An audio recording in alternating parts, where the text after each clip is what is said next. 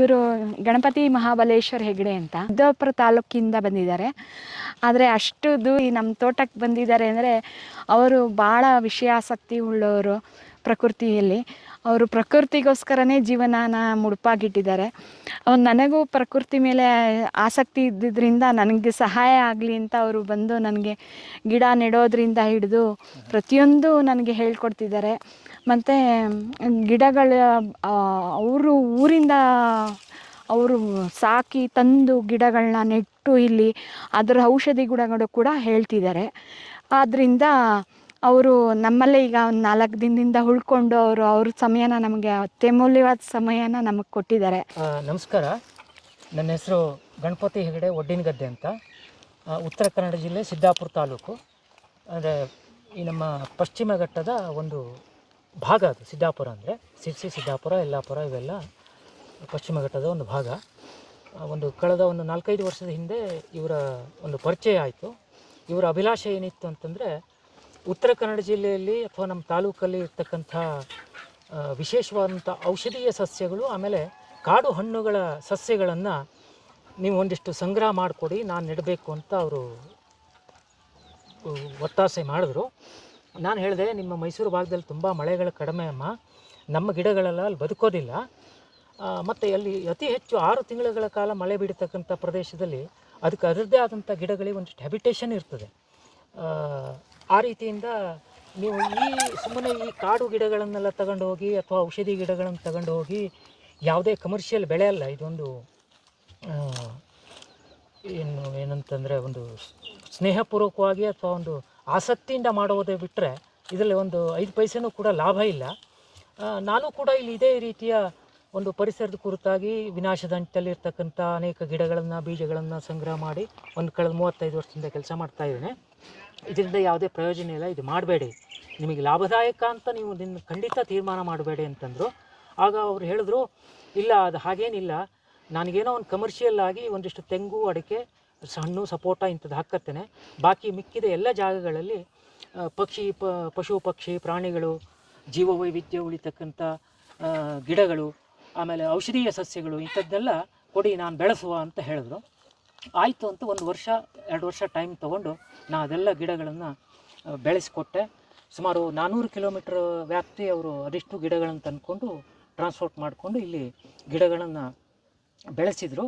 ಆದರೆ ಪ್ರಥಮ ಬಾರಿಯಲ್ಲಿ ಅವರು ತಂದಿರ್ತಕ್ಕಂಥ 80 ಪ್ರಭೇದದ ಗಿಡಗಳನ್ನು ನನಗೆ ಆವಾಗ ಬರಲಿಕ್ಕಾಗಿಲ್ಲ. ಅವ್ರದ್ದೇ ಆದಂಥ ಥಿಯರಿಯಲ್ಲಿ ನೆಟ್ಟರು. ಅದರಲ್ಲಿ ಒಂದು 5-6 ಪ್ರಭೇದಗಳು ಹೋಯಿತು.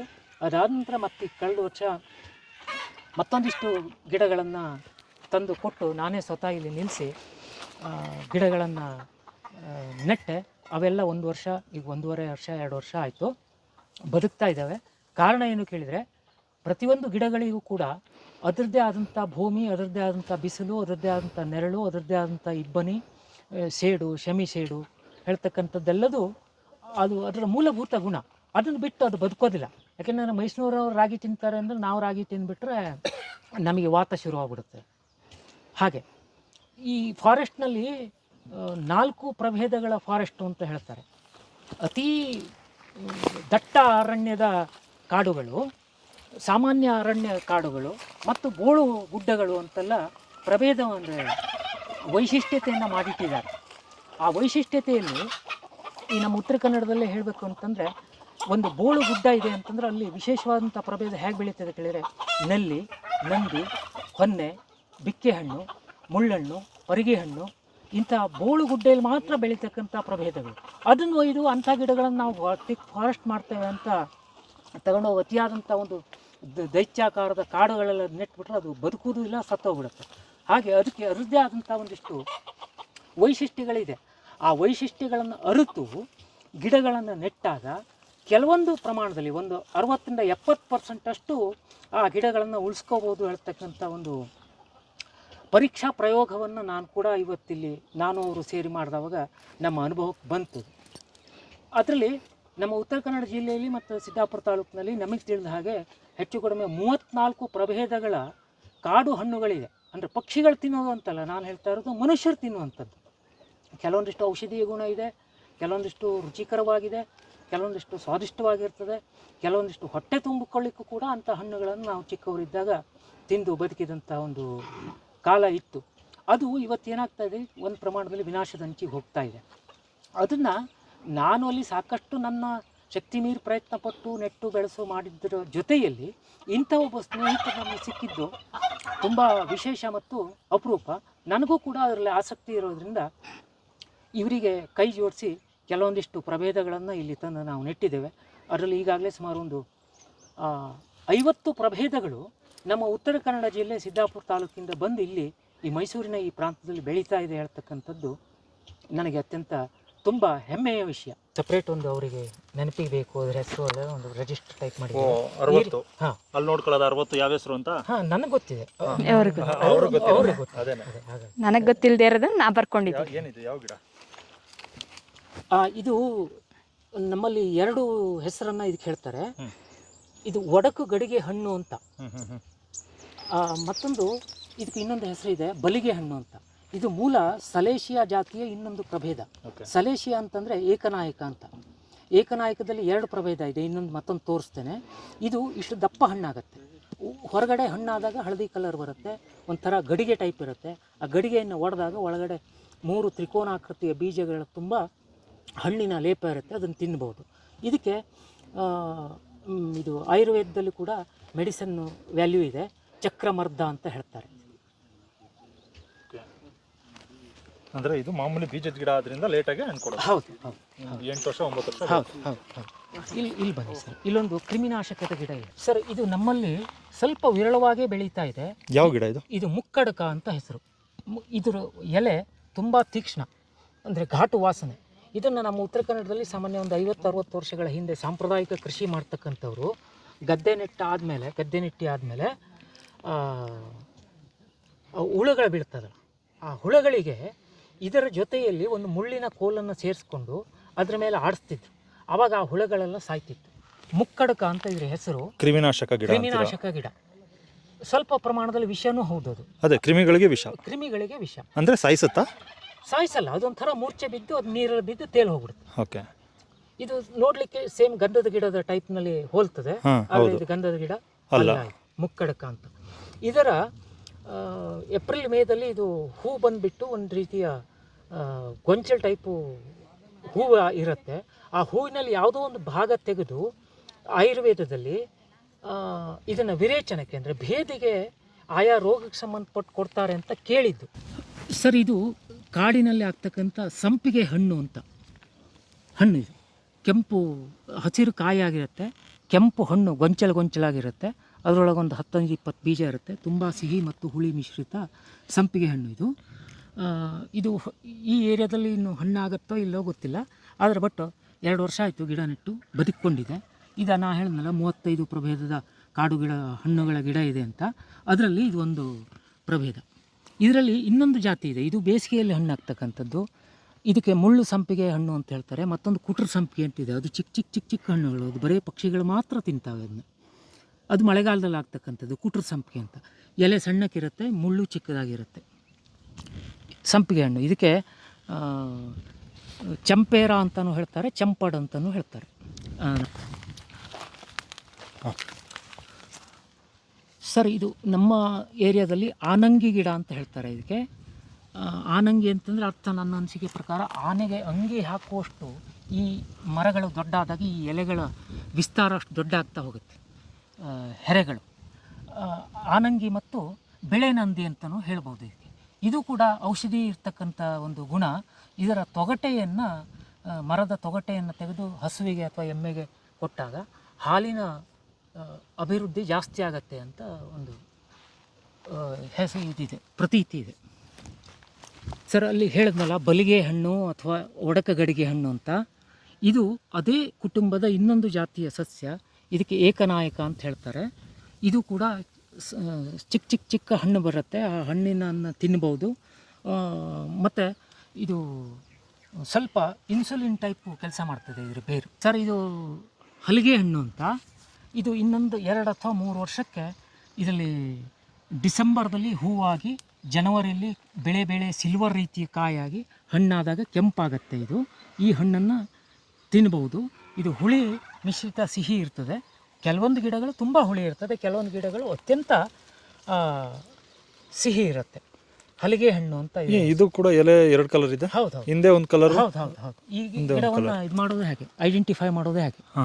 ಇದಕ್ಕೂ ಕೂಡ ನಾಟಿ ವೈದ್ಯರು ಇದನ್ನು ಕೆಲವೊಂದಿಷ್ಟು ಔಷಧಿಗೆ ಬಳಸ್ತಾರೆ. ಆದರೆ ಈ ಆಯುರ್ವೇದ ಅಂದ ತಕ್ಷಣ ಏನಾಗುತ್ತೆ ಕೇಳಿದರೆ, ಈ ಚರಕ ಮತ್ತು ಶುಶ್ರೂಷದಲ್ಲಿ ಏನು ಈ ಒಂದು 2000 ವರ್ಷಗಳ ಹಿಂದೆ ಏನು ಬರೆದಿದ್ದಾರೋ ಅದರಲ್ಲಿ, ಆ ಪುಸ್ತಕಗಳಲ್ಲಿ ಎಷ್ಟೋ ವಿಷಯಗಳು ಅಡಕವಾಗಿಲ್ಲ. ಅದರಲ್ಲಿ ಯಾವುದು ಅಡಕಾಗಿದೆ ಅದು ಮಾತ್ರ ಆಯುರ್ವೇದ ಅಂತ ತಿಳ್ಕೊಂಡಿರ್ತಾರೆ. ಆದರೆ ಇಲ್ಲಿ ನಮ್ಮಲ್ಲಿ ಕೆಲವೊಂದಿಷ್ಟು ನಾಟಿ ವೈದ್ಯರು ಅಂತ ಇರ್ತಾರಲ್ಲ, ನಾಟಿ ವೈದ್ಯರುಗಳಿಗೆ ಇರ್ತಕ್ಕಂಥ ಸಸ್ಯಗಳ ನಾಲೆಜ್ಗಳು ಮತ್ತು ಅದನ್ನ ಔಷಧಿಯನ್ನು ತಯಾರು ಮಾಡೋಕ್ಕೆ ಅಥವಾ ಅದರ ಬಳಕೆಗಳು ಅದು ಅವ್ರಿಗೆ ಮಾತ್ರ ಗೊತ್ತಿತ್ತು. ಯಾಕೆಂದರೆ ಅವರ ಕುಟುಂಬದಿಂದ ಒಂದು ಅನುಭವದಿಂದ ಹರಿದು ಬಂದಂಥ ವಿಷಯ ಅದು. ಉತ್ತರ ಕನ್ನಡದ ಭಾಗದಲ್ಲಿ ಸಾಮಾನ್ಯ ಮತ್ತು ಕೆಲವೊಂದು ಏರಿಯಾದಲ್ಲಿ ಅತ್ಯಂತ ಹೆಚ್ಚು ಕಂಡು ಬರ್ತಕ್ಕಂಥ ಸಸ್ಯ ಇದು. ಇದಕ್ಕೆ ಕರಡಿ ಸೊಪ್ಪು ಅಂತ ಹೇಳ್ತಾರೆ. ಕರಡಿ ಸೊಪ್ಪು ಅಂದರೆ ಇದರ ಗುಣ ಕಹಿ. ಇದು ಪ್ರಕೃತಿ ನಮಗೆ ಹೇಗೆ ಆಯಾ ಒಂದು ಪ್ರದೇಶಕ್ಕೆ ಅನುಗುಣವಾಗಿ ಔಷಧಿಗಳನ್ನು ಕೊಟ್ಟಿದೆ ಹೇಳೋದಕ್ಕೆ ಒಂದು ಸಾಮ್ಯತೆಯನ್ನು ಕೇಳಿದರೆ, ಈಗ ಮೈಸೂರು, ಮಂಡ್ಯ, ಬೆಂಗಳೂರು, ಕೋಲಾರ, ಚಿಕ್ಕಮಗಳೂರು ಅಥವಾ ಇದು ಆ ಕಡೆ ಉತ್ತರ ಕರ್ನಾಟಕದ ಕಡೆ ಪೂರ್ತಿ ಕಹಿಬೇವು ಸಮೃದ್ಧವಾಗಿ ಬೆಳೀತದೆ. ಇದೇ ಕಹಿಬೇವು ಹೌದು ನಮ್ಮಲ್ಲಿ ಬೆಳೆಯೋದಿಲ್ಲ. ಅದರ ಗುಣನೂ ಕಹಿ, ಇದರ ಗುಣನೂ ಕಹಿ. ಇದು ಬೆಳೆಯುತ್ತೆ. ಇದು ನೈಸರ್ಗಿಕವಾಗಿ ನಮಗೆ ಅಂದರೆ ನಿಸರ್ಗ ಕೊಟ್ಟಿರ್ತಕ್ಕಂಥ ಗುಣ. ಇದು ರಕ್ತವನ್ನು ಶುದ್ಧಿ ಮಾಡ್ತಕ್ಕಂಥ ಗುಣ ಇದೆ, ಅದಕ್ಕೂ ರಕ್ತವನ್ನು ಶುದ್ಧಿ ಮಾಡ್ತಕ್ಕಂಥ ಗುಣ ಇದೆ. ಹಾಗಾಗಿ ಆಯಾ ಪ್ರದೇಶದಲ್ಲಿ ನಿಸರ್ಗಕ್ಕೆ ಏನೇನು ಮನುಷ್ಯನಿಗೆ ಅವಲಂಬಿತವಾಗಿದೆ ಹೇಳ್ತಕ್ಕಂಥದ್ದನ್ನು ನಿಸರ್ಗ ಕೊಟ್ಟಿದೆ, ಅದನ್ನು ನಾವು ಅರ್ಥಕೋಬೇಕು. ರಕ್ತ ಶುದ್ಧಿ ಮಾಡುತ್ತೆ ಅಂದರೆ ಹೆಂಗೆ?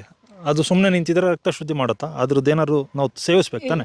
ಎಲೆಗಳನ್ನು ಈಗ ಇದು ಉತ್ತರ ಕರ್ನಾಟಕದ ಕಡೆ ಬೆಳಗಾಮುಂಚಿ ಎದ್ದು ಮಾವಿನ ಕಡ್ಡಿನೋ ಬೇವಿನ ಕಡ್ಡಿನೋ ತಗೊಂಡು ಹಲ್ಲುತ್ತಾರೆ. ಒಂದು ಪ್ರಮಾಣದಲ್ಲಿ ಆ ಕಹಿ ಹೊಟ್ಟೆ ಹೋಗುತ್ತೆ. ಇನ್ನು ಕೆಲವೊಂದಿಷ್ಟು ಜನ ಪ್ರತಿ ದಿವಸ ಅದರ ಸೊಪ್ಪಿನ ರಸವನ್ನು, ಚಿಗುರೆಲೆಗಳನ್ನು ತಿಂತಾರೆ. ಆ ರೀತಿಯಲ್ಲಿ ಔಷಧಿ. ಕೆಲವು ಜನ ಅದರ ನೀರನ್ನು ಹಂಡೆಯಲ್ಲಿ ಕಾಯಿಸಿ ಅದನ್ನು ಸ್ನಾನ ಮಾಡ್ತಕ್ಕಂಥ. ಆದರೆ ಇದು ಯಾವ ರೀತಿ ನಮ್ಮಲ್ಲಿ ಬಳಕೆ ಇದೆ ಕೇಳಿದರೆ, ವರ್ಷದಲ್ಲಿ ಏಪ್ರಿಲ್, ಮೇ, ಜೂನ್, ಜುಲೈ ತಿಂಗಳಲ್ಲಿ ಸಮೃದ್ಧವಾಗಿ ಇದು ಚಿಗುರುತ್ತೆ.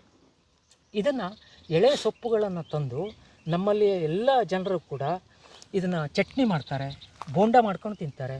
ಅದಾದಮೇಲೆ ಚಟ್ನಿ ಪುಡಿ ಮಾಡಿಟ್ಕೊಳ್ತಾರೆ ಕೊಬ್ಬರಿ ಜೊತೆಯಲ್ಲಿ. ಅದಾದ ನಂತರ ಇದನ್ನು ಅಕ್ಕಿ ಹಿಟ್ಟಿನ ಜೊತೆಗೆ ಉಳ್ಳಾಗಡ್ಡೆ, ಬೇವಿನ ಸೊಪ್ಪು ಇಂಥದ್ದನ್ನೆಲ್ಲ ಹಾಕಿ ಈ ದಪ್ಪ ರೊಟ್ಟಿ ಟೈಪ್ ಮಾಡಿ ಅದನ್ನು ತಿಂತಾರೆ. ಆ ರೀತಿಯಲ್ಲಿ ಒಟ್ಟಾರೆ ವರ್ಷದಲ್ಲಿ ಒಂದು 5-6 ಬಾರಿ ಈ ಕಹಿಯನ್ನು ಆಹಾರದ ಮೂಲಕ ಸೇವಿಸಬೇಕು. ನಮ್ಮ ಕಡೆ ಅದನ್ನು ಜಾಸ್ತಿ ಸೇವಿಸೋದೇ ಇಲ್ಲ. ಅದು ಬರೀ ಇದೆ, ನೋಡ್ತೀರಾ, ಅದ್ರ ಗಾಳಿ ಕುಡಿತೀರಾ ಅಷ್ಟೇ, ಸೇವಿಸೋದು ಇಲ್ಲ, ಏನೂ ಇಲ್ಲ. ಈಗೆಲ್ಲ ಅಲ್ಲುಜೋದೆಲ್ಲ ಬ್ರಷ್, ಮಾಮೂಲಿ ಟೂತ್ ಪೇಸ್ಟ್.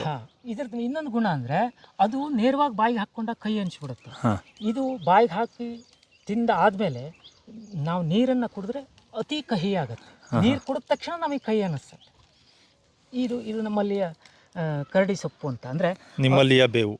ನಮ್ಮಲ್ಲಿಯ ಬೇವು ಅಂತಲೇ ಹೇಳ್ಬೋದು. ಇಲ್ಲಿ ಯಾವುದೋ ಕಾರಣದಿಂದ ಇದು ಚಿಟ್ಟೆಗಳೆಲ್ಲ ಬಿದ್ದಿದೆ. ಆದರೆ ನಮ್ಮಲ್ಲಿ ಆ ಭೂಮಿಗೆ, ಆ ತಂಪಿನ ವಾತಾವರಣಕ್ಕೆ ಎಲೆಗಳು ಇನ್ನೂ ಸಮೃದ್ಧವಾಗಿ ಬರುತ್ತೆ. ಅಂದರೆ ನಮ್ಮಲ್ಲಿ ಇದು ಎಷ್ಟು ಚೆನ್ನಾಗಿ ಬರುತ್ತೋ ನಿಮ್ಮಲ್ಲಿ ಅದು ಅಷ್ಟು ಚೆನ್ನಾಗಿ ಬರುತ್ತೆ. ಇದೇ ಬೇವನ್ನು ನಾವು ಅಲ್ಲಿ ನಮ್ಮ ಹತ್ರ ಮಾಡ್ಲಿಕ್ಕೆ ಹೋದ್ರೆ ಆಗಲ್ಲ. ಮಳೆ ಜಾಸ್ತಿ ಅಂದ್ರೆ ಪ್ರಕೃತಿ ಏನೇನು ಎಲ್ಲೆಲ್ಲಿ ಏನೇನು ಬೆಳಿಬೇಕು ಅಂತ ನಿರ್ಧಾರ ಮಾಡ್ಕೊಂಡಿದೆ. ಅದು ಅಲ್ಲಲ್ಲೇ ಬೆಳಿಬೇಕು. ಓಕೆ. ಈಗ ನಾವು ಒಂದಷ್ಟು ಮಲೆನಾಡಿಂದ ತಂದು ಬೆಳೆಸ್ತಾ ಇರೋದು ಸಕ್ಸಸ್ ಆಗ್ಬೋದು, ಆಗದೆ ಇರ್ಬೋದು. ಅಥವಾ ಆಗದೇನೂ ಇರ್ಬೋದು. ಇದು ಕೂಡ ನಿಮ್ಮಲ್ಲಿದೆ? ಅಲ್ಲ, ಇದು ಹಣ್ಣಿನ ಗಿಡ. ಇದು ನಿಮ್ಮದು? ಇದು ಅದೇ ಥರನೇ ಇದೆ? ಕರಡಿ ಸೊಪ್ಪಿನ ಥರನೇ ಇದೆ? ಅಲ್ಲ, ಇದು ಮರ. ಅದು ಬಳ್ಳಿನೂ ಅಲ್ಲ, ಗಿಡನೂ ಅಲ್ಲ. ಅದು ಒಂದು ರೀತಿ ಹಂಬು ಇದ್ದ ಟೈಪು. ಪೂರ್ತಿ ಹಂಬು ಅಲ್ಲ, ಪೂರ್ತಿ ಮರನೂ ಅಲ್ಲ. ಅದು ಆ ರೀತಿ ಇದು ಹಾಗಲ್ಲ. ಇದು ಪಕ್ಕ ಮರ ಆಗ್ತಕ್ಕಂಥ. ಇದು ದೊಡ್ಡ ಮರ ಆಗುತ್ತೆ? ಇದು ದೊಡ್ಡ ಮರ ಆಗುತ್ತೆ. ನೋಡಿ, ಇವರು ಆ್ಯಕ್ಚುಲಿ ಹೇಳಬೇಕು ಅಂದರೆ ಇವರು ಬರೀ ಕಮರ್ಷಿಯಲ್ ಆಗಿ ನೋಡಿಲ್ಲ ತೋಟನ. ಹೌದೌದು. ನೋಡಿ, ಇಲ್ಲಿ ಇದಿದೆ ಹೊಂಗೆ ಮರ. ಅಲ್ಲೆಲ್ಲೋ ಬೇವಿದೆ. ಇದು ನೀವು ಹೇಳಿದ್ರಿ ಇದು ಎಂಟಾಣಿಗೂ ಪ್ರಯೋಜನಕ್ಕಿಲ್ಲ, ಮಾಡಬೇಡಿ ಅಂತ ನೀವೇ ಹೇಳಿದ್ರಿ. ಈಗ ಇದು ಮಾಡ್ತಾ ಇದ್ದಾರೆ. ಅಂದರೆ ಕಮರ್ಷಿಯಲ್ ಆಗಿ ಮಾಡಲಿಲ್ಲ ಇವರು ಪೂರ್ತಿ ತೋಟ. ಇದು ಪುತ್ರಂಜೀವಿ ಗಿಡ ಅಂತ ಹೆಸರು. ಓಕೆ. ಪುತ್ರಂಜೀವಿ ಅಂತ ನಮ್ಮ ಏರಿಯಾದಲ್ಲಿ ಅದಕ್ಕೆ ಹೆಸರು ಇದೆ. ಕೆಲವೊಂದಿಷ್ಟು ನಾಟಿ ವೈದ್ಯರು ಇದರ ತೊಗಟೆಗಳನ್ನು ಯಾವ್ಯಾವುದೋ ಒಂದಿಷ್ಟು ರೋಗಗಳಿಗೆ ಬಳಸ್ತಿದ್ರು. ಆದರೆ ಇವತ್ತಿನ ಕೆಲವೊಂದಿಷ್ಟು ಅಧ್ಯಯನ ಪ್ರಕಾರ ಈ ಎಲೆಗಳು ಕ್ಯಾನ್ಸರಿಗೂ ಕೂಡ ಹುಷಾರು ಮಾಡ್ತಕ್ಕಂಥ ಗುಣ ಇದೆ. ಆಮೇಲೆ ಮಕ್ಕಳಾಗದೇ ಇದ್ದವರಿಗೆ ಇದರಿಂದ ಔಷಧಿಯನ್ನು ತಯಾರು ಮಾಡ್ಬೋದು ಹೇಳ್ತಕ್ಕಂಥದ್ದನ್ನು ಕೂಡ ಜನರು ಹೇಳ್ತಾ ಇದ್ದಾರೆ ಅಷ್ಟೇ. ಅಂದರೆ ಇದು ನಿಮ್ಮ ಮಲೆನಾಡು ಭಾಗದಲ್ಲಿ ಮಲೆನಾಡು ಭಾಗದಲ್ಲಿ ಇರ್ತಕ್ಕಂಥ ಗಿಡ. ಓಕೆ, ಇಲ್ಲಿ ಅವ್ರಿಗೆ ಇದು ಗೊತ್ತಿಲ್ಲ. ಪುತ್ರಂಜೀವಿ. ಓಕೆ, ಕ್ಯಾನ್ಸರ್ನು ಗುಣಪಡಿಸುತ್ತೆ, ಬಂಜೆತನ ಹೋಗ್ಲಾಡ್ಸುತ್ತೆ. ಇದು ನೋಡಿ ಒಂಥರ ಪೊದೆ ಟೈಪ್ ಬೆಳೆಯುತ್ತೆ ಇದು. ಇಲ್ಲಿ ಮುಳ್ಳಿನ ಆಕೃತಿಯ ಇರುತ್ತೆ ಈ ಗಿಡಕ್ಕೆ, ಆದರೆ ವಿಶೇಷವಾದಂಥ ಮುಳ್ಳಲ್ಲ ಇದು. ಇದು ಗಿಡಗಳು ಮೇಲೆ ಹೋಗ್ತಾ ಹೋದಾಗ ಈ ಮುಳ್ಳುಗಳು ಮಾಯ ಆಗ್ತಾ ಬರ್ತವೆ. ಓಕೆ, ಇದಕ್ಕೆ ಅಂಕೋಲೆ ಅಂತ ಹೇಳ್ತಾರೆ ನಮ್ಮಲ್ಲಿ. ಅಂಕೋಲೆ ಹಣ್ಣು ಜೂನ್ ಜುಲೈದಲ್ಲಿ ಸಮೃದ್ಧವಾಗಿ ಕೆಂಪು ಹಣ್ಣು ಬೀಳುತ್ತೆ. ಇದಕ್ಕೂ ಕೂಡ ಒಂದು ಪ್ರಮಾಣದ ಔಷಧೀಯ ಗುಣಗಳು ಇದೆ.